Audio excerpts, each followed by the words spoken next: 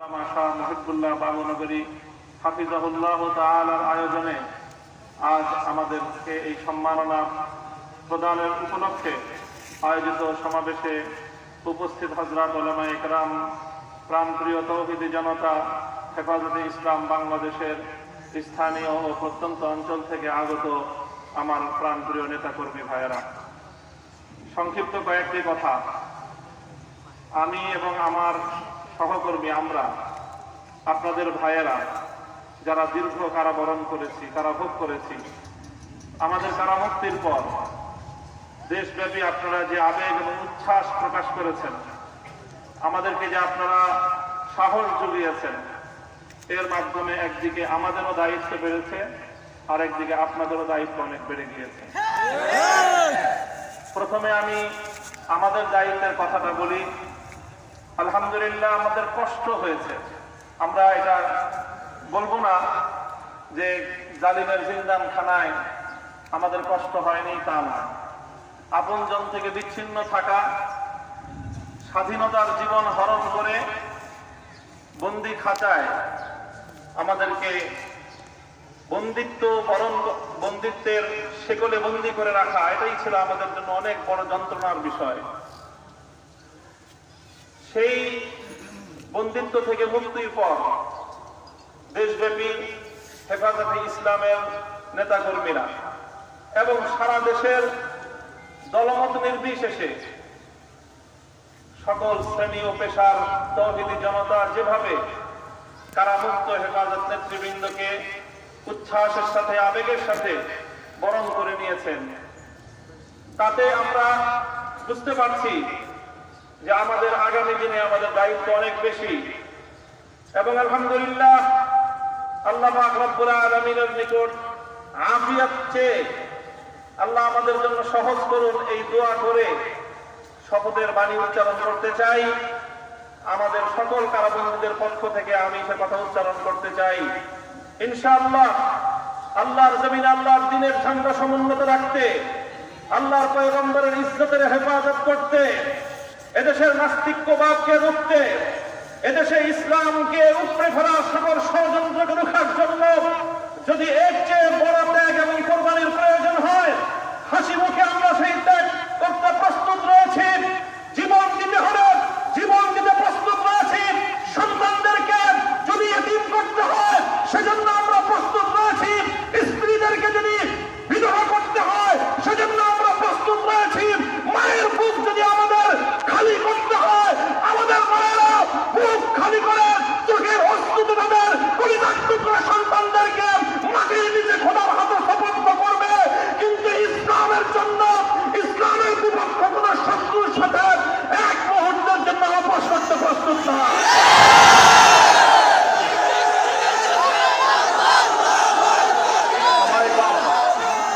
আমার স্পষ্ট পয়গাম, সব অন্যায়ের ক্ষমা রয়েছে, গাদ্দারি আর বিশ্বাসঘাতকতার কোনো ক্ষমা নাই।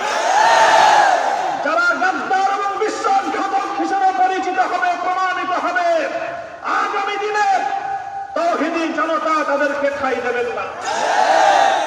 ইনশাআল্লাহ উলামায়ে কেরাম, হেফাজত নেতৃবৃন্দ যেভাবে সমগ্র বলিয়ান হলেন, যারা আমাদেরকে এভাবে সমর্থন যোগাচ্ছেন, আপনারা তো সমর্থন যোগাচ্ছেন, কিন্তু আপনারা কি কথাটা টের পান যে আপনাদের এই অভূতপূর্ব সমর্থনের কারণে রাষ্ট্রযন্ত্রের পক্ষ থেকে আমাদের উপর চাপটা কিন্তু আরো বেশি বেড়ে যায়।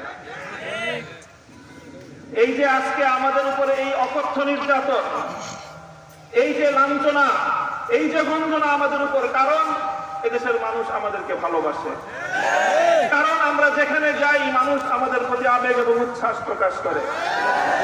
এখন আপনারা যদি আবেগ আর উচ্ছ্বাস প্রকাশ করে ঘরে গিয়ে বসে থাকেন চুপ করে, তাহলে আমাদের উপর কিন্তু চাপটা, জুলুমের স্টিম রোলারটা আমাদেরকে কিন্তু নিষ্পেষণ করে দিবে।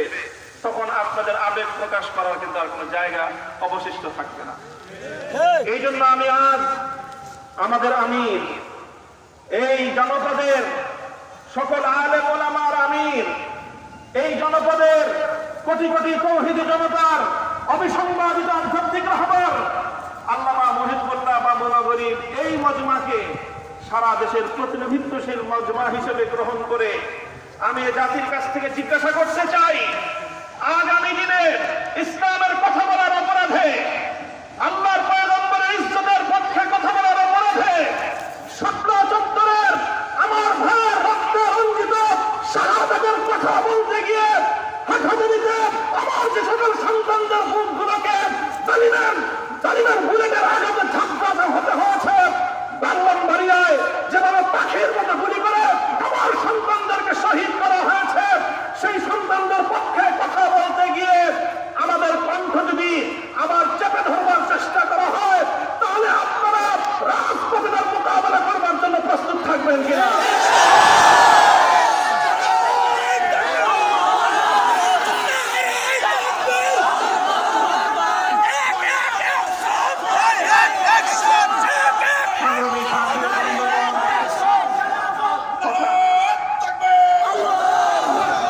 দীর্ঘায়িত করার অবকাশ নেই। আমি আমার দীর্ঘ কারাবন্দিত্বের সময়ে আল্লাহ পাক রব্বুল আলামিনের রহমতের উপর আমার আস্থা, অবিচল বিশ্বাস ছিল যে আল্লাহ রব্বুল আলামিন নতিজা ভালো করবেন, উত্তম ফলাফল আমাদেরকে দিবেন, সে আস্থা এবং বিশ্বাস ছিল।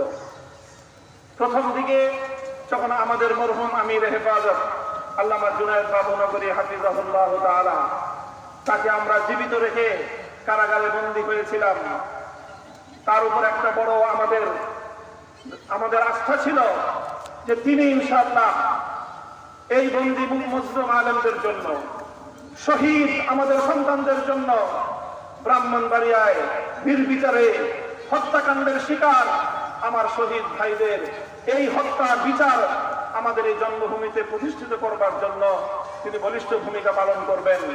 আমাদের কারাবন্দীদের পক্ষে তিনি জাতিকে, জনমতকে সংগঠিত করবার জন্য বলিষ্ঠ ভূমিকা রাখবেন। কিন্তু আল্লাহ রাব্বুল আলামিনের ফয়সালা ছিল ভিন্ন কিছু। আমরা কারাবন্দী হওয়ার কিছুদিনের মধ্যেই সেই মর্মান্তিক শোক সংবাদটিও আমাদেরকে সহ্য করতে হয়েছে। আল্লামা জুনায়েদ বাবুনগরী রাহিমাহুল্লাহ তাআলা শাহাদাত বরণ করেছেন। আল্লামা জুনায়েদ বাবুনগরী শাহাদাত বরণ করেছেন। এরপরে অধীর উৎকণ্ঠা নিয়ে অপেক্ষার প্রহর গুনছিলাম যে আমাদের আস্থার এই মঞ্চে কে বসবেন। যখন জানতে পারলাম ওলি ইবনে ওলি, এ জাতির শ্রেষ্ঠ সন্তান, আস্থার মূর্ত প্রতীক আল্লামা শাহ মুহিবুল্লাহ বাবুনগরী হাফিজাহুল্লাহ তাআলা ইমারতের এই ঝান্ডা তিনি নিজ হাতে তুলে নিয়েছেন, সিজদায় শুকর আদায় করেছি, আস্থায় বুক বেঁধেছি যে ইনশাআল্লাহ একদিকে তিনি আরশের মালিকের সঙ্গে রাতের বেলায় চোখে অশ্রু ছেড়ে তিনি এই সংকট উত্তরণের জন্য আল্লাহ পাক রব্বুল আলামিনের সাহায্যকে জমিনে টেনে আনবার জন্য চেষ্টা করবেন। অপরদিকে তিনি জীবন দিবেন, কিন্তু কোন জালিমের রক্তচক্ষুকে পরোয়া করবেন না, কোন জালিমের সামনে তিনি মাথা নোয়াবেন না। এই আস্থা ছিল এবং আলহামদুলিল্লাহ আমি আমার উপলব্ধি হলো এই, যতটুকু আস্থা সূচনাতে ছিল আজ পর্যন্ত আমরা আমাদের আমির হেফাজতের থেকে তার আচার আচরণ, তার ভূমিকা আমাদের আস্থার চেয়ে বহুগুণ বেশি পেয়েছে। আমাদের আমির আল্লাহর পক্ষ থেকে আমাদের জন্য অনেক বড় নিয়ামত। ইনশাআল্লাহ আমির হেফাজতের হাতকে যদি আমরা এভাবে শক্তিশালী রাখতে পারি, এদেশে আমাদেরকে জুলুম করতে পারবে, আমাদেরকে গুলি করে হত্যা করতে পারবে, কারাগারগুলোকে আমাদেরকে দিয়ে ভরপুর করতে পারবে। বাংলাদেশে কারাগারের সর্বমোট আসন হলো 70,000।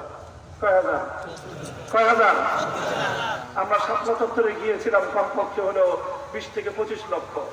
70,000 হেফাজতের কর্মীরা কারাবন্দী হবে, কিন্তু জালেমের সামনে মাথা নোয়াবে না। এই দেশে 1 ইঞ্চি মাটি নাস্তিকবাদ এবং ইসলাম বিদ্বেষের জন্য কারো হাতে যারা দেবে না ইনশাআল্লাহ। আল্লাহ পাক আমাদের সকলকে তৌফিক দান করুন, কবুল করুন। আমাদের আমির হেফাজত সহ